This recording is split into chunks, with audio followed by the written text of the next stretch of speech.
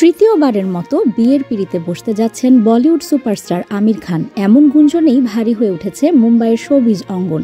বলিউড সূত্রের বরাতে ভারতীয় গণমাধ্যমগুলো বলছে, বেঙ্গালুরুর এক লাস্যময়ীর প্রেমে পড়েছেন আমির খান। সেই রহস্যময়ী নারীকে পরিবারের সদস্যরা সবাই পছন্দও করেছেন।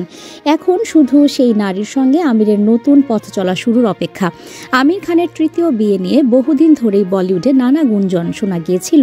কিরণ রাওয়ের সঙ্গে বিবাহ বিচ্ছেদ হওয়ার পর মিস্টার পারফেকশনিস্ট নাকি দঙ্গল খ্যাত অভিনেত্রী ফাতিমা সানা শেখের প্রেমে পড়েছিলেন।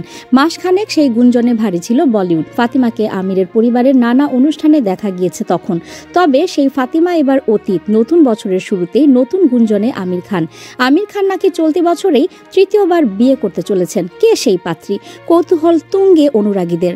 বলিউড সূত্রে পাওয়া খবরে মিড ডে তাদের প্রতিবেদনে বলছে, বেঙ্গালুরুর এক লাস্যময়ীর প্রেমে পড়েছেন এবার মিস্টার পারফেকশনিস্ট।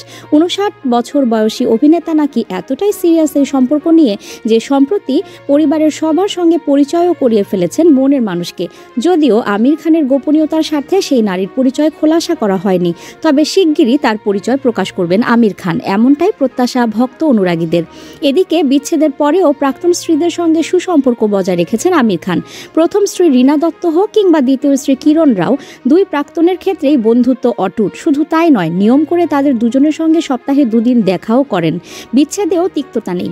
এমনকি প্রাক্তন স্ত্রী কিরণ রাওয়ের সঙ্গে কাঁধে কাঁধ মিলিয়ে করছেন কাজ। গত বছর তাদের প্রোডাকশনের চলচ্চিত্র লাপাতা লেডিস খুবই প্রশংসিত হয়। এমনকি অস্কারের দৌড়েও পাঠানো হয় সিনেমাটিকে। নিউজ ডেস্ক, সংযুক্ত।